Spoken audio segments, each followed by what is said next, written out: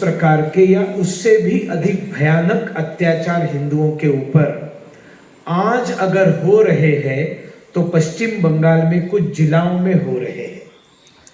हिंदुओं की बस्तियों को घेर कर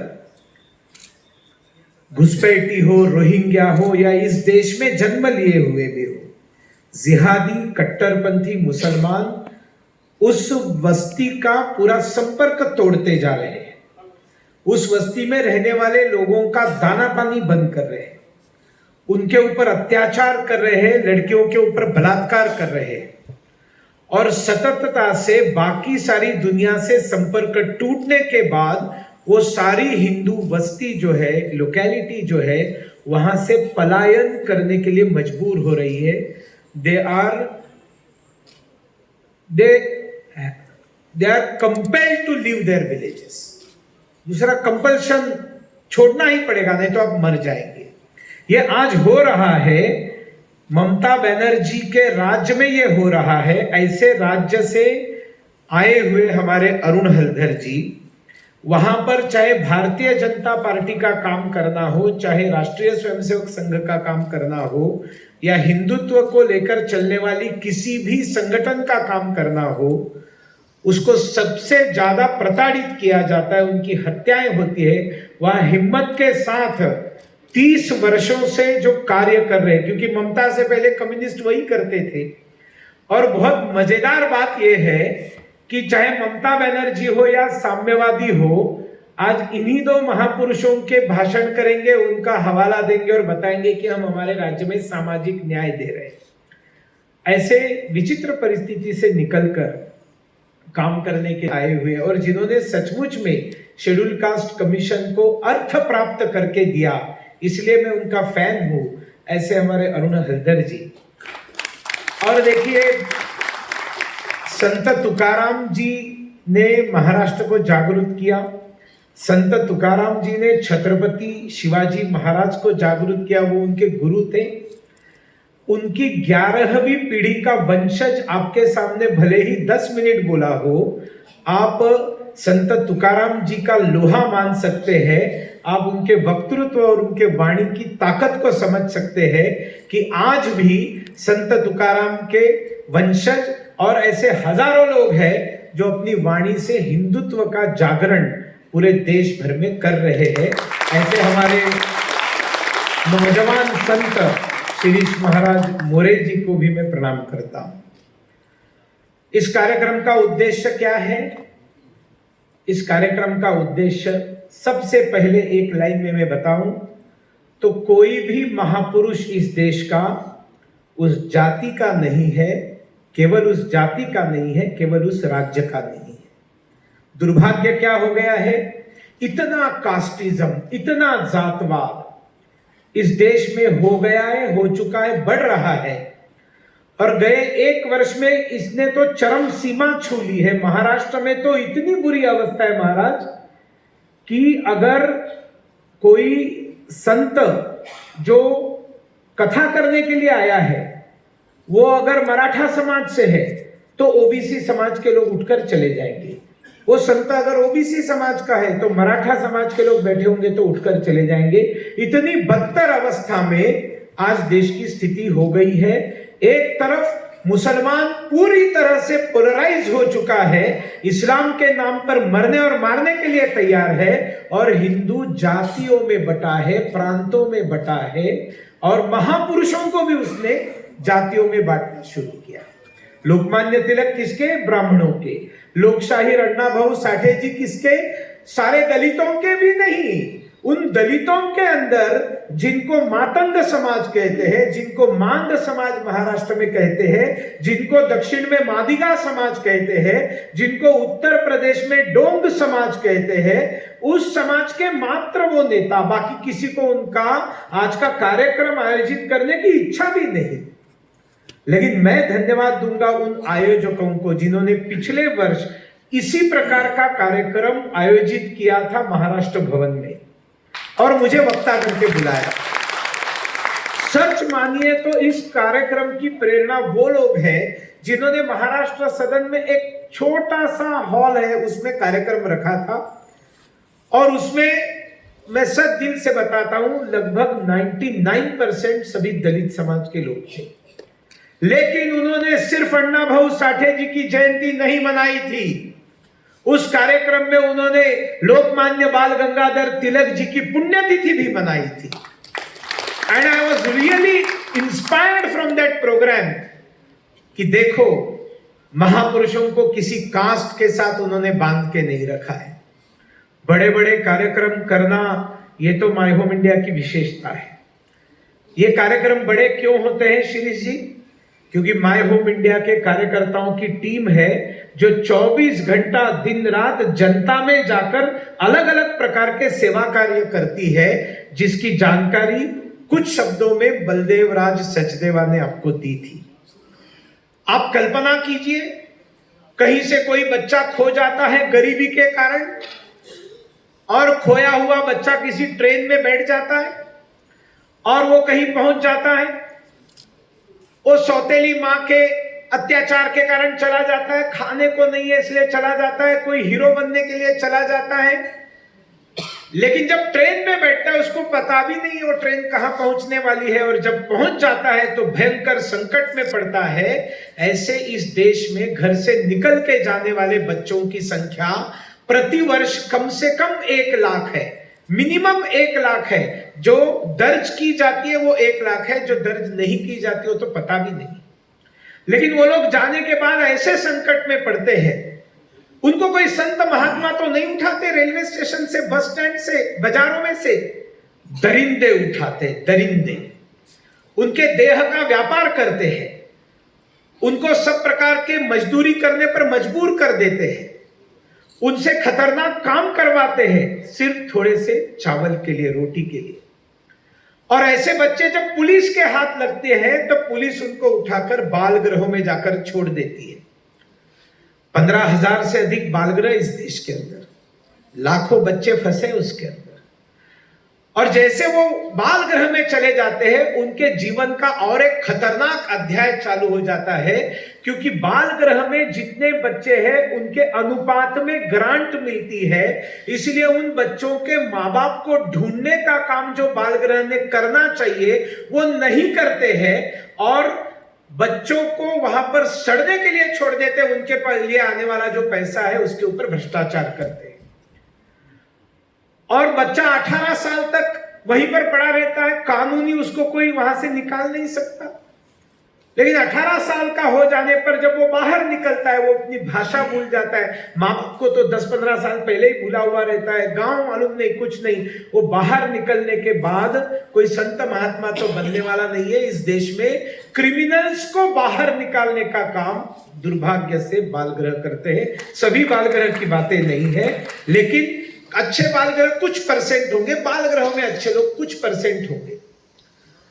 ऐसे बच्चों के पास जाकर उनसे दोस्ती करके, उनका काउंसलिंग करके, उनके खोए हुए स्मृतियां जागृत करके, उनके मां बाप को ढूंढ के निकाल के, कानूनी प्रक्रिया पूरी करके, मां बाप को बुलाकर चिल्ड्रन वेलफेयर कमेटी के सामने उनकी शिनाख्त करवाकर, दोनों तरफ से रजामंदी होने के बाद बच्चों की कस्टडी माँ बाप को मिलती है। किसी माँ बाप को उनका बेटा 2 साल बाद मिलता है, किसी को 5 साल बाद मिलता है, किसी को 10 साल बाद मिलता है, जिसने उम्मीद छोड़ दी है कि मेरा बच्चा अभी कभी मुझे मिलेगा नहीं। माय होम इंडिया के सपनों से अपनों तक नाम के प्रोजेक्ट में आज तक गए 12 साल में, ये प्रोजेक्ट हमने 2010 में शुरू किया, 12 में शुरू किया, 2024 है। 12 वर्षों में 1 नहीं, 2 नहीं, 10 नहीं, 100 नहीं, 1000 नहीं, 3,500 बच्चों को, 3,500 बच्चों को बाल गृह से निकालकर उनके माँ बाप के घर पहुंचाया हुआ है। देश के 72 चिल्ड्रन होम में से निकाला है। मैं क्यों बता रहा हूं? कौन से समाज के लोग इन बाल गृह में, कौन से समाज के बच्चे जाते हैं? ये दुखित, वंचित, पीड़ित, शोषित समाज के बच्चे वहां पर रहते हैं। करोड़पति के बंगले में रहने वाला कोई बच्चा इस तरह से खोता है तो वो जान की बाजी, पैसों की बाजी लगा देता है, अपने बच्चे को ढूंढ के निकालता है। गरीब कहां जाएगा? तो सपनों से अपनों तक भी दुखित, वंचित, लांछित समाज के लिए चलने वाला प्रकल्प है। और हम तो कभी जात पूछते नहीं है, हम कभी जात मेंशन नहीं करते हैं। नहीं तो मैं दावे के साथ बताता हूं, 3,500 बच्चों को अगर रियूनाइट किया है तो उसमें से 95% बच्चे ये शेड्यूल कास्ट और शेड्यूल ट्राइब बच्चे हैं और माइनॉरिटी के बच्चे हैं। मैं हिंदुत्वनिष्ठ हूं और मैं गर्व के साथ कहता हूं कि मैं हिंदुत्वनिष्ठ हूं। हिंदुत्व मेरी श्वास है, हिंदुत्व मेरा आत्मा है, हिंदुत्व मेरा परिचय, हिंदुत्व मेरा जीवन कार्य है। हिंदुत्व के अलावा कुछ नहीं है। लेकिन मैंने शुरू किए इस प्रोजेक्ट में 3,500 बच्चों को अगर रियूनाइट किया है तो उसमें 750 बच्चे मुसलमान हैं, 350 बच्चे क्रिश्चियन हैं। हमने नहीं सोचा मरने दो इनको, हमको क्या करना है। बच्चा बच्चा है, वो इंसान का बच्चा है, उसके माँ बाप के पास भेजना हमारा अधिकार है, हमारा कर्तव्य है, उसका जाना उसका अधिकार है। और जब इस प्रकार के काम पूर्वोत्तर भारत से आया करते थे लोग, नॉर्थ ईस्ट के लोग, और यहां पर तुम चिंकी हो, तुम नेपाली हो। लाजपत नगर मार्केट में तो एक लड़के को, नीदो तानिया को तो पीट पीट कर मार डाला क्योंकि उसकी हेयर स्टाइल पसंद नहीं आई। कितने अत्याचार हुआ करते थे। हृदय से धन्यवाद है नरेंद्र मोदी जी को, जब से वो प्रधानमंत्री बने हैं देश भर में ये जो घटनाएं हो रही थी ये अभी 5% भी नहीं होती, लेकिन उससे पहले तो बहुत भयंकर होती थी। जब माय होम इंडिया शुरू किया, और उस समय हमने इसी के लिए शुरू किया कि सारा घर हमारा, ये देश एक घर है और घर में अगर हम हैं तो हम सब भाई बहन हैं, भाईचारे से रहे, एक दूसरे की जाति के आधार पर कोई डिस्क्रिमिनेशन ना करे, चेहरे के आधार पर कोई डिस्क्रिमिनेशन नहीं करे, लिंग के आधार पर कोई डिस्क्रिमिनेशन नहीं करे। महिला को किस तरह से इस देश में आज भी ट्रीट किया जाता है, माय होम इंडिया चिंता करता है। सावित्रीबाई फुले को याद करने का काम अगर माय होम इंडिया करती है तो हम लोग विमेन्स लिबरेशन के लिए काम करते हैं। और हमारा जो विमेन्स लिबरेशन है ये कोई पाश्चात्य विमेन्स लिबरेशन वाला नहीं है, ये सावित्रीबाई फुले का, राजमाता जिजाऊ छत्रपति शिवाजी महाराज की माता जी। ये वर्ष तो पुण्यश्लोक अहिल्या देवी होळकर जी के 300वें जन्म शताब्दी का वर्ष चल रहा है। हमने प्रतिज्ञा की है कि पूरे साल भर में हम ऐसे 300 कार्यक्रम करेंगे। अरे आप लोगों को पता ही नहीं है पुण्यश्लोक देवी अहिल्याबाई होळकर कितनी महान रानी थी, वो कैसे प्राणी मित्र थी, वो कैसे पर्यावरण मित्र थी, वो कैसे डेवलपमेंट ओरिएंटेड एजेंडा चलाती थी। माहेश्वरी सिल्क उनका आविष्कार है। और ये तो सब छोड़िए, और हिंदुत्व के बारे में तो देश के सारे बहुत बड़े बड़े मंदिर जो मुसलमानों ने तोड़े हुए थे उनका जीर्णोद्धार करने का काम ये अहिल्या देवी होळकर जी ने किया है। बिल्कुल दक्षिण के रामेश्वरम से लेकर वाराणसी के काशी विश्वनाथ तक, और बद्रीनाथ से लेकर महाराष्ट्र में जितने भी 12 ज्योतिर्लिंग है सबके। लेकिन अहिल्या देवी होळकर को हम भूल गए। मैं हमेशा ये विषय रख रहा हूं कि इस देश की आबादी 50% महिलाओं की है, और जितने भी कार्यक्रम हम मनाते हैं वो सारे कार्यक्रम पुरुषों के रहते हैं। अब हर राज्य निकालिए, हर राज्य के महापुरुष निकालिए, आपको महापुरुष मिलेंगे। अरे महामहिला की तो कंसेप्ट ही नहीं है भारत में, जबकि महामहिलाएं इतनी ज्यादा है कि शायद पुरुषों की तुलना करेंगे तो उतनी ही संख्या में रहेगी, एक भी कम नहीं होगी। लेकिन उनका सेलिब्रेशन ही नहीं, उनकी याद ही नहीं किसी को। यहां भी हम महापुरुषों को मना रहे हैं, लेकिन हम लोग महामहिलाओं को मनाते हैं। लेकिन देखिए ये सभागार भी अगर हम देखेंगे तो इसमें महिलाओं की संख्या कितनी है? इस सभागार में महिलाओं की संख्या 5% भी नहीं। क्यों नहीं हमने अपने पत्नी को बताया चलो मैं तुमको लेकर चलता हूं कार्यक्रम में? वो कहती होगी कि नहीं मुझे खाना बनाना है। आप बोल सकते थे चल आज मैं तुमको बाहर खाना खिलाता हूं, कितना अच्छा लगा होगा ना? मुझे अनुभव नहीं है, लेकिन दूसरों के अनुभव से मैं सीख सकता हूं। तो इसलिए हम अपनी बहन को बुलाते, अपनी पत्नी को बुलाते, अपनी बुआ को बुलाते, अपनी मौसी को बुलाते, अपनी दादी को गाड़ी में डालकर लेकर आते, और खास करके 18 से लेकर 22 उम्र की लड़कियां और लड़के, इनके सामने तो ये विकसित भारत की बातें हो रही है। कौन करने वाला है विकसित भारत?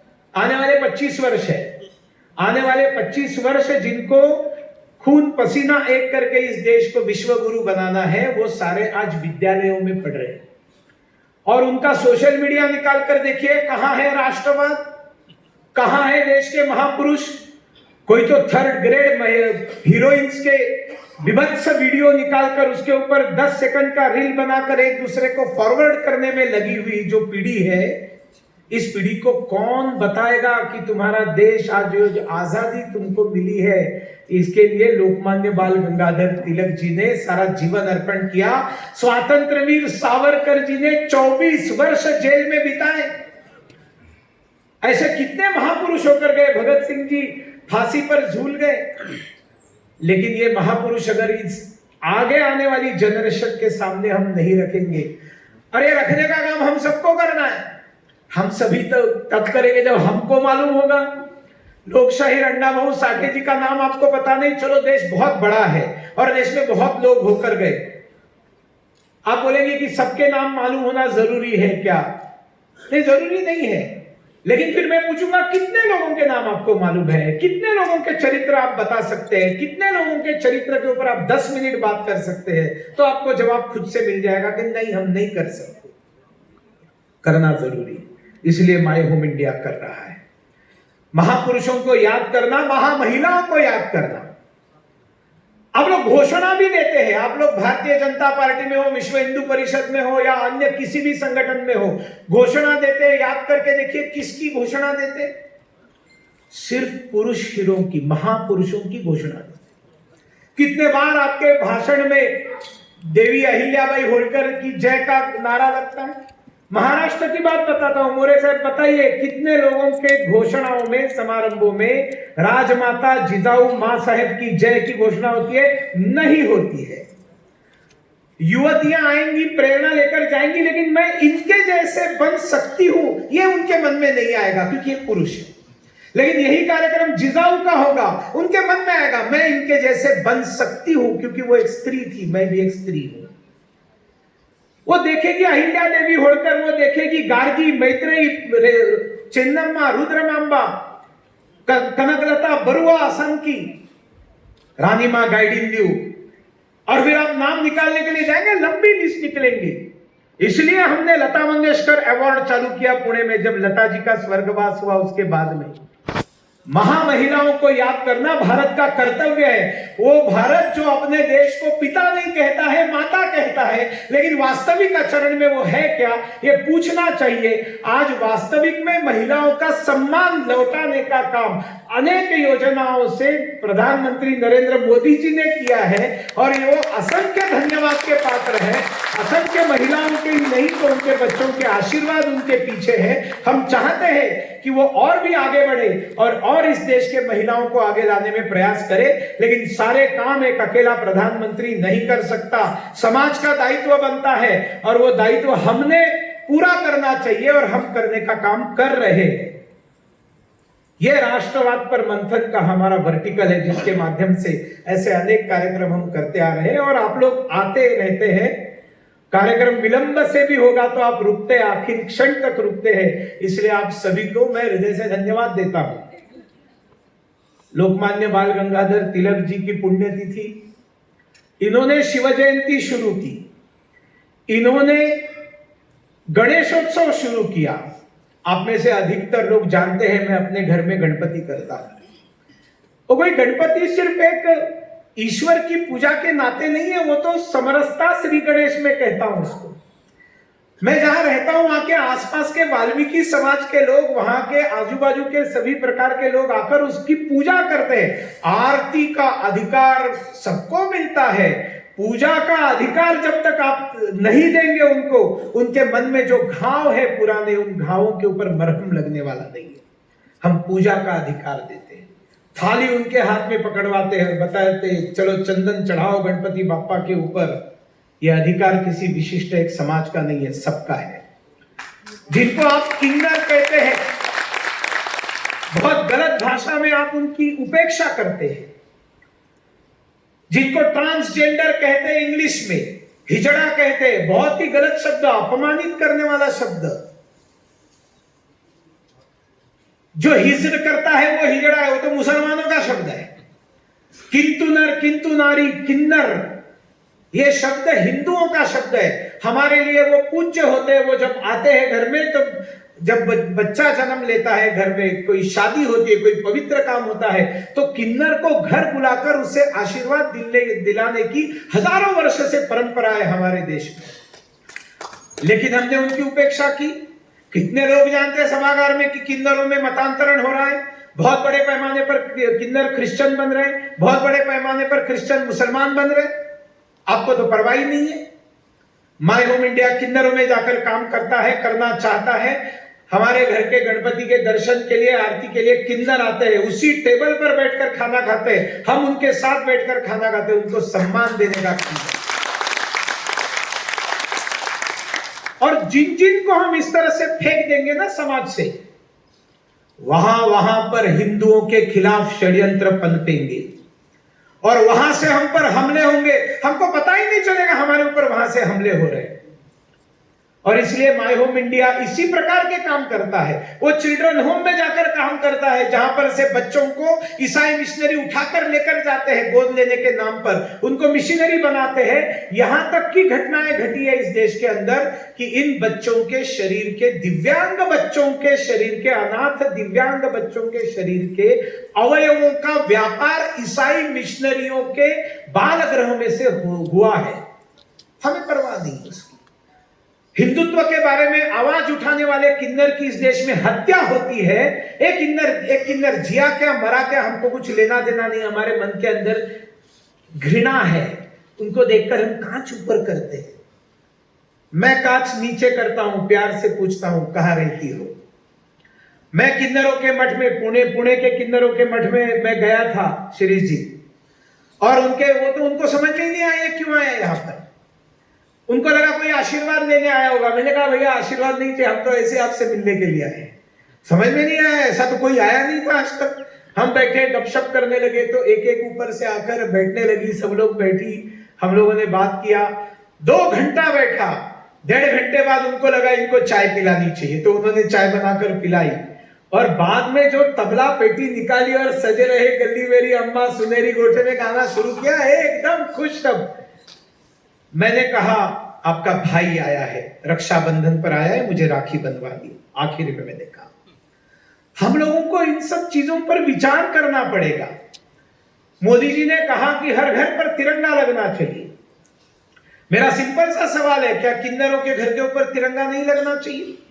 क्या इस देश के सेक्स वर्कर्स के घरों के ऊपर तिरंगा नहीं लगना चाहिए? इस देश के अंदर जेलों में बंद जो कैदी है, उनके अंदर देशभक्ति और धर्म की भावना नहीं होनी चाहिए, या परमानेंट उनको और खुंखार कैदी बनाना है? हम दर्द से हमदर्द तक का काम करते हैं और जेलों के अंदर जाकर कैदियों के अंदर काम करते हैं। जहां जहां पर हिंदू समाज ने किसी को उपेक्षित करके छोड़ा है, वहां जाकर हम काम करते, उनको जोड़ने का काम करते हैं। और हमारी प्रेरणा जिस तरह से लोकमान्य बाल गंगाधर तिलक है, उस प्रकार से लोकशाहीर अण्णा भाऊ साठे जी है। हमने अरुण हल्दर जी ने एक बहुत अच्छा उदाहरण बताया। 1 रुपए की किताब थी और उस एक में मेरे अंदर कुतूहल था। मैंने अरुण जी को पूछा कौन है लेखक, क्योंकि मुझे मालूम था, यकीन था कि वो शिव प्रसाद राय जी होंगे, क्योंकि ये शिव प्रसाद राय जी शिलोंग में रहते थे। मैं संघ का प्रचारक था और वो डिफेंस अकाउंट या एजी अकाउंटेंट जनरल में नौकरी करते थे। और वो ऐसी छोटी छोटी किताबें लिखते थे जागरण की, और अपने झोली में डालते थे। और कॉर्नर में कुछ युवा खड़े हैं तो उनके पास जाते थे, कैरम खेलने वाले, सिगरेट फूकने वाले, गांजा चढ़ाने वाले युवाओं के बीच में जाकर खड़े रहते थे और बोलते थे नमस्ते नमस्ते, मैं शिव प्रसाद राय, और उनसे गपशप करते थे। बुजुर्ग आया है तो बच्चे बात करते थे और सबको 1-1 रुपए की किताब देते थे। ये इतने प्रभावी लेखक थे। उन्होंने एक बहुत बड़ी कल्पना की, आपको पता होगा, उन्होंने एक किताब लिखी, आशुन आमादेर सबाई मिले आरएसएस के खत्म करी। आइए हम सब लोग मिलकर आरएसएस को खत्म कर देते हैं, हेडिंग दिया था। और पूरी किताब सार्केस्टिक थी। संघ कितना अच्छा है, संघ ये काम अच्छा कर रहा है, चलो उसको खत्म कर दे। संघ ये कितना अच्छा काम कर रहा है, चलो उसको खत्म। ऐसा वो पूरा सार्केस्टिक किताब थी। और वो ब्रिगेड कहते हैं ना, आपके यहाँ पर बड़ी रैलियां होती है, कम्युनिस्ट पार्टी की एक बहुत बड़ी रैली थी, उसमें लाखों लोग आए थे। शिव प्रसाद राय और उनके कार्यकर्ता टेबल लगाकर 10-15 हजार किताबें लगाकर बैठे, 1-1 रुपए में किताब। सब वामपंथी लोग कामरेड्स आ रहे थे। आशुन आमादेर सबाई आरएसएस के खत्म करी, खूब भालो तो 1 টাকা, मात्र 1 টাকা, मात्र 1 টাকা, मात्र 1 টাকা करते करते 10-15 हजार किताबें सेल करके भाग चले हुए। तो सब लोग बोलते थे भाड़ी पे जाओ, तारपड़े पोड़बो, घर जाएंगे बाद में पढ़ेंगे। अभी तो भाषण सुनने के लिए आए, ज्योति बसु और कौन कौन है, सब भाषण सुनते, घर जाकर पढ़ते, साला ये तो जहर है हमारे लिए, पूरा डिटॉक्सिफिकेशन है। उसमें से ऐसे सवाल निर्माण किए थे कि कई लोगों का मत परिवर्तन हुआ। 1 रुपए की किताब ये करिश्मा कर सकती है। हमने कर्मयोगी अवार्ड दिया डॉक्टर सुब्रमण्यम भारती कोणाले जी को। नॉर्थ ईस्ट में उन्होंने सारा जीवन बिताया और बड़ा काम किया, वो सब मैं नहीं बताऊंगा। लेकिन बिहार के चंपारण में टीचर के नाते काम कर रहे थे, कर्नाटक के व्यक्ति थे। विश्व हिंदू परिषद के पूर्णकालिक के नाते विश्व हिंदू परिषद ने चलाई हुई स्कूल में पढ़ाते। उन्होंने 1 रुपए की किताब उनके हाथ में आई, और वो 1 रुपए की किताब थी नॉर्थ ईस्ट के हीरोज के बारे में। रानी मां गाइडिंग की किताब थी, वो तीरथ सिंह की किताब थी, बाबू जीवन रॉय की किताब थी। और उन्होंने पढ़ा और उनको कुतूहल निर्माण हुआ, नॉर्थ ईस्ट में मुझे जाना चाहिए, पीएचडी करना था एंथ्रोपोलॉजी में। जानबूझकर, वो कर सकते कर्नाटका यूनिवर्सिटी से, लेकिन जानबूझकर शिलोंग चले गए और नॉर्थ ईस्ट हिल्स यूनिवर्सिटी से उन्होंने पीएचडी की एंथ्रोपोलॉजी में। और बाद में एक देहात में जाकर टीचर का काम किया, और 1 नहीं 2 नहीं 25 साल काम किया। इसलिए हमने उनको कर्मयोगी कहा। परिवर्तन किससे आया? 1 रुपए की किताब से आया। अब वही तो आपने बताया ना कि 1 रुपए की किताब से इनके जीवन में परिवर्तन आया। 30 साल से लगे हुए हैं। आप कल्पना कीजिए।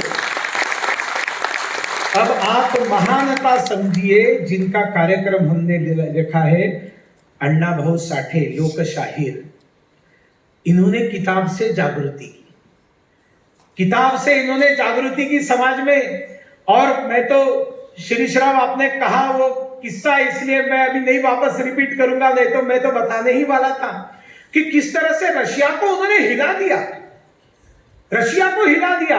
और पंडित जवाहरलाल नेहरू, जब उनको सबने कहा शिवाजी महाराज शिवाजी महाराज, तो शायद नेहरू को शर्म आ गई होगी, क्योंकि भारत की खोज करने वाला ये कौन आ गया मुझे पता नहीं, लेकिन भारत एक खोज उन्होंने लिखा हुआ है, और उसके अंदर शिवाजी महाराज के लिए कितना डिरोगेटरी लिखा है आपको मालूम होना चाहिए। लेकिन उनको समझ में आ गया शिवाजी महाराज की महत्ता और रशियन लोगों से, और उनको बताने वाला कौन? तो अण्णा भाऊ साठे, नाम ही नहीं सुना।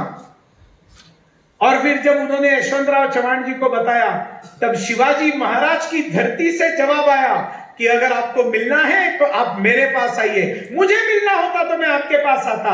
पंडित जवाहरलाल नेहरू नहीं गए, क्योंकि दिल में वो बड़ापन नहीं था। आज मैं किसी भी कागज पर लिख कर देता हूं, अगर इस प्रकार का कोई उस जमाने में जवाब नरेंद्र मोदी जी के पास आया होता, तो उनके वहां के प्रवास में वो जरूर उनके घर चले जाते। आज मोदी जी ऐसे हजारों घर में गए, कई घर में गए हैं, गरीबों के घर में जाने में और उनको मिलने में, सबकी हौसला अफजाई करने का काम मोदी जी करते हैं। इन्होंने किताबें लिखी। आपको मालूम है इनका एजुकेशन कितना है? लोकशाहीर अण्णा भाऊ साठे का एजुकेशन कितना है? ये गिन के 1.5 दिन स्कूल में गए। 1.5 day is educational qualification of Anna Bhau Sathe, जिन्होंने रशिया को हिला के रख दिया। स्कूल में गए, पिता ने स्कूल में भेजा, टीचर के साथ झगड़ा हो गया दूसरे दिन। ऐसे ही जो पिछड़े दलित लोगों के साथ अन्याय स्कूलों में हुआ करता था, उनके टीचर ने उनकी उंगलियां पत्थर से तोड़ दी। ये भी बहुत होशियार था, इसने भी पत्थर उठाया, सर तोड़ दिया। मतलब ऐसा नहीं कि शिक्षक ने जो भी अत्याचार किए सहन कर लिए। ये क्या बात है, मेरी उंगलियां तोड़ दोगे? पत्थर मारा, झगड़ा हो गया, मुख्याध्यापक के सामने खड़ा किया। अण्णा भाऊ साठे बचपन में कहते हैं, अरे शिवाजी महाराज से लेकर इतने सारे महापुरुष हो गए थे, वो सब कहां स्कूल में गए थे? स्कूल में जाकर कोई बड़ा होता है क्या? और वो वहां से निकल पड़े। बहुत बड़ा सूखा पड़ा तो उनका गांव छोड़ना पड़ा, मुंबई आए, भाईखाला के चौल में रहने लगे। एक्चुअली उनका अक्षर ओळख, अक्षर की जानकारी, लिटरेसी जो कहते हैं, वो वहां पर हुई और बोलने लगे तो कविता निकलने लगी, और कविता भी इंस्पायरिंग कविता। और जैसे वो उसको महाराष्ट्र में पोवाड़ा कहते हैं, एक अलग टाइप का है, जो हाथ में डफ लेते हैं, डक डक डक डक बजाकर गाते हैं। लोगों को लगता है कि वो कम्युनिस्टों का ठेका है, वो कम्युनिस्टों का ठेका नहीं है, ये महाराष्ट्र की बहुत पुरानी काव्य की परंपरा है जिसको पोवाड़ा कहते हैं। लेकिन उनका परिचय कम्युनिस्ट नेताओं के साथ आया और वो वामपंथी विचारधारा के साथ काम करने लगे। देखिए, हम लोगों के मन में किसी विचारधारा के प्रति जहर नहीं है, जिसमें जो अच्छा है उसका स्वीकार करने वाले हम लोग हैं, क्योंकि हमें सावरकर जी ने कहा है, जे जे उत्तम उदात्त उन्नत महन मधुर तेते स्वतंत्रते भगवती सर्वतव सहचारी होते। जो जो अच्छा है, जो जो समाज के लिए उपयुक्त है, हमारे स्वतंत्रता देवी भारत माता उसको सहचारी कर लेती, उसको एक्सेप्ट करती है।